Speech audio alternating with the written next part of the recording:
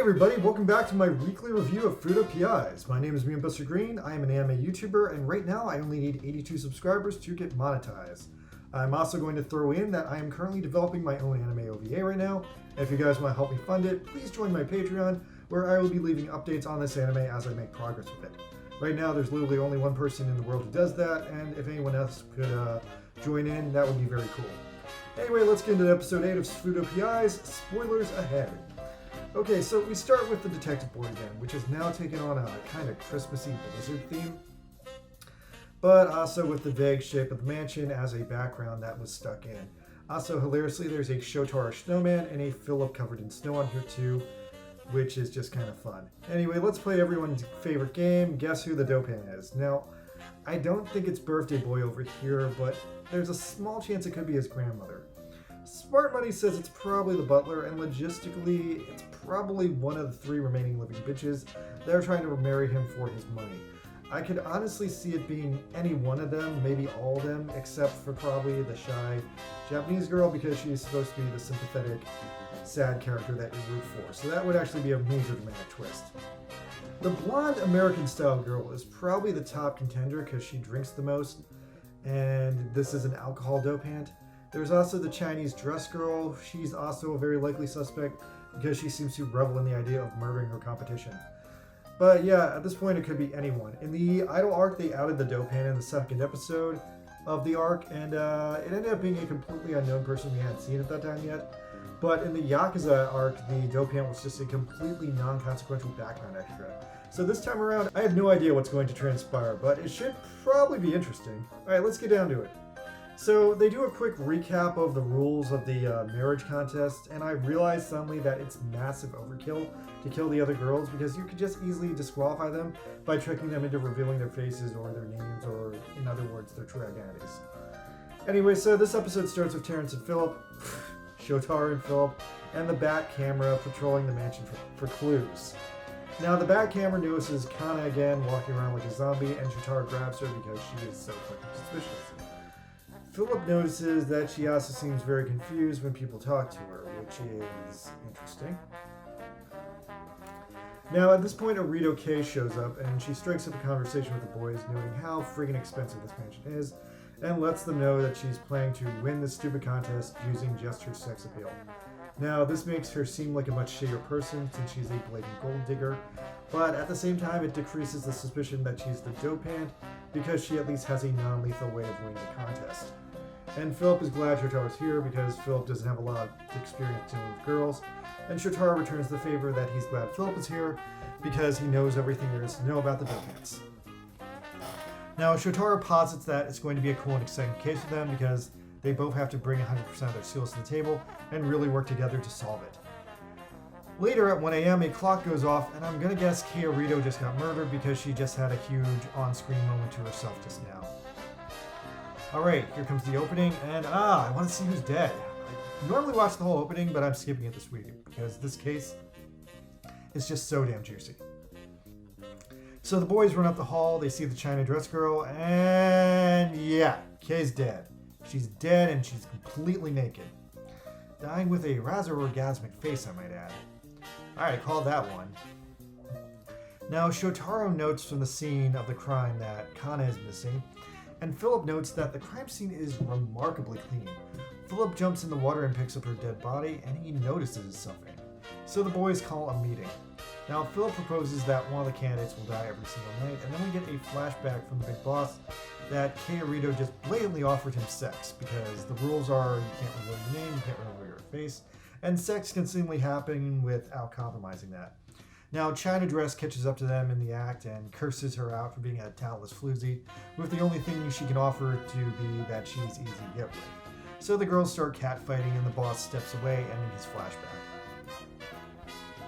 China Dress Girl has nothing further to add, but Shotaro does pivot to the fact that she kept her mask on while bathing is a little bit suspicious.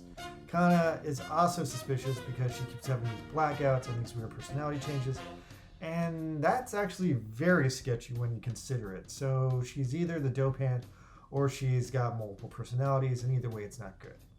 Hell, maybe one of her multiple personalities is the dopant. Anyway, Philip calls Axel, Akiko, and Tokumi in to come help them, and that's cool. Then we get a hilariously overcomplicated launch sequence for the Kamen Rider Mobile, including a never-before-seen moment where it's assembled around them like it's a giant robot. And does this car not have seats? Are they just standing in that thing? That seems so impractical. Like, do they not even have seat belts? They're gonna fall over. Anyway, Philip has a hunch of what's going on by now, but he wants to confer with Shotaro and figure out where Shotaro is right now because they have to do the teamwork thing. Now, Shotaro is as lost as I am, since short-tempered, violent Kaorito is Shotaro's prime suspect. Shotaro does want to rule Kana out as a culprit, though, but I'm not sure if I can agree with him. It seems like Shotaro is letting his personal feelings for her cloud his judgment, and he mentions that she had nothing to gain from rescuing the two of them in the snow, and sums it up that anyone with empathy for strangers just can't be a serial killer. But I don't know, Shotaro. Like, I get what you're saying, but you might be projecting on this girl too much because you like her. Like, also, how can you be sure the empathy she was displaying wasn't a fake out or an act? He also takes into consideration the real desperate look she gave him when she asked him to save her. And he at least wants to believe that's real because he's seen that before. Anyway, Philip just laughs at him and gives this one to Shotaro because Shotaro is more of a people person than he is. Which, yeah, he is. Maybe he's more of a people person than I am, too.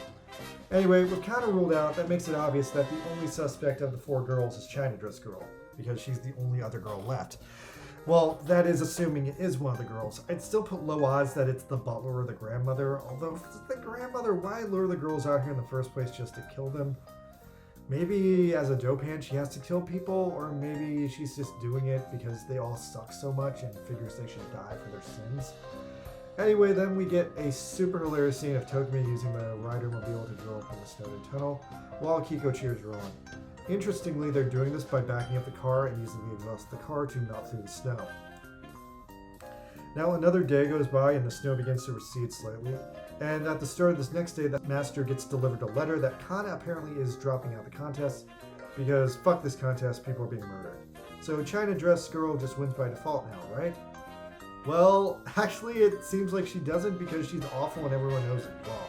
So yeah, nobody wins. So she runs out in the snow to confront Kana, who was trying to hope the hell out of here, and accuses her of being the favorite. She also accuses the surrender letter of being some kind of like twisty ploy to make her win through like devious means. Anyway, she whips out the guy in memory, guesses it was her all along, first female dope hand of the season, and in retrospect it was kind of hella obvious because how pro-murder she was in the last episode. And she almost uses the guy in memory and her eyes turn black and she looks so bad. Oh, but holy twisted crisscrosses, Batman. It's not Kana, it's Philip in a dress. Yeah, this was actually a brilliant trap by Shotaro and Philip to steal her guy in memory, and steal it Philip does. Oh, he points out that it's got a silver case, making it a relic of the old museum gang.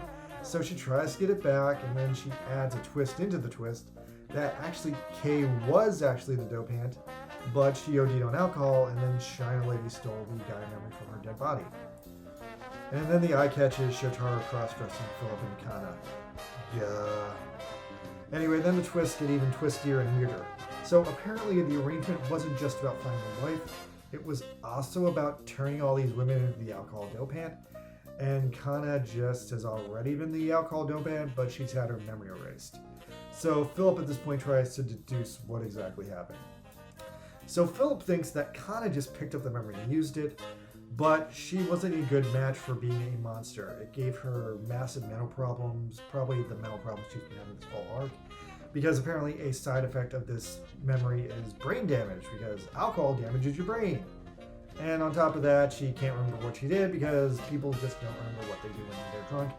And by using the memory, she was like batshit drunk. The memory also floods the user's body with alcohol, leading to all these different problems. The brain problems, the problems Kana had, remembering anything, the fact Kaorito died. Wait, did Kaorito die because her liver failed? Wow, it's like guy memory is just like destroying organs left and right. Anyway, so Philip continues the story that on night 2, Koyomi Zaizen got the memory to defeat Kaorito. However, upon using the memory, she died of an alcohol dose, Yaza, Well, she died happy at least, but yeah, so she died, and then Kei took the memory, turned into a monster, and slammed Kiyomi into a tree. Then Kei Arito, as the alcohol dopant, fought Kamen Rider W, validating Shotaro's theory that the dopant they thought was Kei because of her use of violence. Now, Philip points out that she had a very high tolerance for alcohol, so she was able to control the memory. However, using the memory in the bath ended up killing her, because apparently by warming herself up in the bath, she improved her body's circulation, and with improved circulation, the alcohol was able to overwhelm her bloodstream much faster, and that killed her. So yeah, the twist in this case is there actually was no murder. So far, everyone who died in this case died of alcohol poisoning from the Gaia memory. Very Kamen Rider W. As usual, Kamen Rider W has set up a situation where the Gaia memory is the ultimate evil.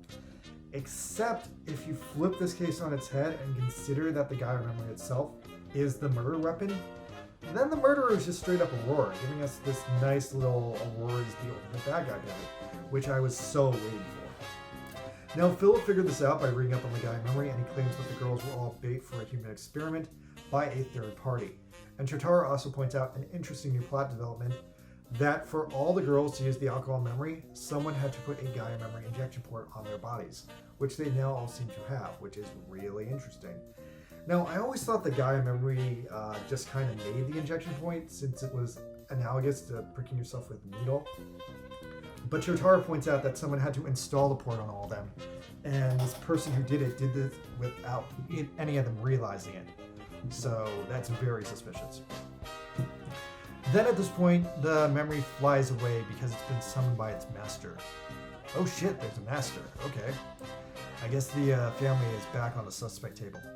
Now, I'm going to upgrade the young master to a potential suspect in the possibility in the case that he could have been hooked in cahoots with Aurora this whole time, since they're friends and all, and maybe he had no intention of marrying any of these girls and just wanted to use them for human experiments.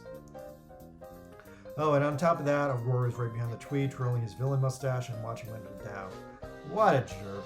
Anyway, so Aurora summons a bunch of shock troopers to fight the boys, and here's your fight scene. We flip back to the B team, who are just about finished going through the tunnel, and Akiko expositions in dialogue that Togumi has a weird Gaia memory sensing ability because Axel didn't know about it. Now, Axel is impressed by how serious she is, and he offers her a ride on his back, which is hilariously devoid of context, so Togumi makes this hilarious lol what the fuck face. And then we finally get Kamen Rider Axel's henshin. Fuck yeah, Axel is so cool. And here's the other Kamen Rider Axel. Now, at this point, we get what is potentially the most hilarious sequence in the entire show, because Togumi is just like, what the fuck? This is reality now? And also, what the fuck? Akiko's spelling mistake was real life? Anyway, Axel tells Togumi to get on, and Akiko says she'll get there taking the car, and so Togumi jumps on Axel, Axel jumps into the snow, and Togumi is incredibly uncomfortable because she's wearing a shoulderless dress in the snow on a motorcycle with no coat, so she's definitely freezing to death, plus the additional scariness that motorcycles are fast, loud, and scary and hard to ride in the first place. So Shotaro and Philip keep beating up the shocker goons, and then Axel arrives on the scene. Togumi says these goons are leftovers from the museum group, and we get their incredibly interesting corporate logo, which is just the alphabet, Asia, and wings. Asian alphabet wings. Togumi is also familiar with the group despite her memory being erased because she was probably in this group when she was Aurora's brainwashed sister. And then something else comes out of the wood. Oh shit, it's a big laser. Oh, it's from the Scream dopant. Okay, so we're definitely getting that end boss pivot I was expecting. Also, holy shit, Scream is more girly than I was expecting. She has one of those Aurora Driver henshin belts, and in the last episode, Scream just kind of looked like a bloody zombie, but now she looks more like a bastardized Frankenstein monster version of a shapely mid-20s girl. Ugh, it's kind of repulsive. And of course, the pervy animators gave her ample bouncing boobies. Anyway, Axel says he'll kill her, so all the other characters just casually walk away, and they're like, yeah, Axel's got this, we don't need to look at her. Now, Terui goes nuts with a sword and promises to kill the Scream before she can use her laser gun. But uh-oh, she can apparently fly. And then she starts using her Scream power again to crack through Terui's armor. So Terui upgrades Axel into Axel Trial mode, where he can move faster than sound, and this makes him immune to this dopant sound-based attacks. Then Tokimi leads the guys up to the top of the mansion to track down the memory master, and they find Aurora standing by himself in an extremely brightly lit room, and Shotaro is totally not surprised because Aurora just oozes with no energy. Okay, on to the funky dancing time, and then we're back to healing Princess Neo again. This time the Brachiosaurus Dopant randomly appears in the window, and Terui actually goes on a long and detailed rant about how to make good coffee. And he makes a good coffee on the spot.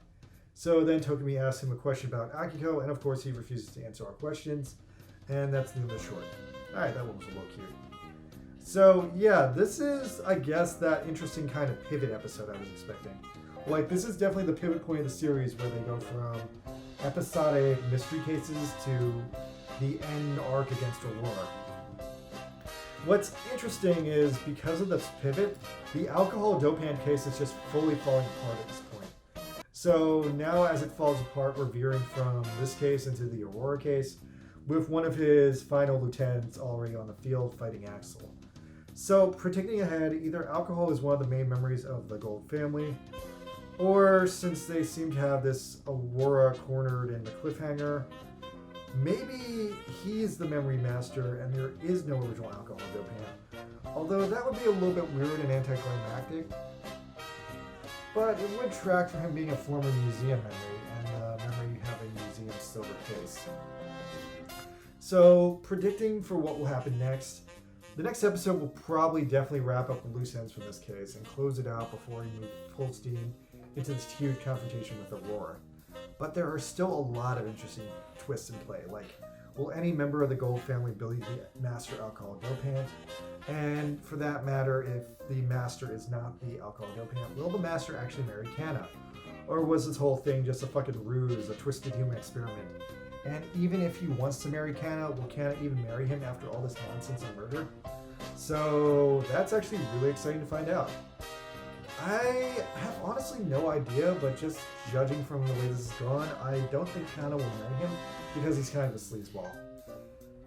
Anyway, then we also have Excel fighting Scream. I want to say I think he'll defeat her since he has a definite edge in the fight right now, and there's only 4 episodes left in the show, so it would make sense to eliminate her, since we haven't even seen the other half of Aurora's gang. But honestly, anything could happen. She might get away so we can end the show in a huge battle royale, and that would be cool too. Alright you guys, I hope you enjoyed watching this episode with me, and just remember, do not drink lethal doses of alcohol while you're sitting in the bathtub. It's a gross way to die. Please subscribe, please like, please comment. Let me know what you think of this episode. Did you expect all the girls to be the dopant? Did you think it was going to be something else?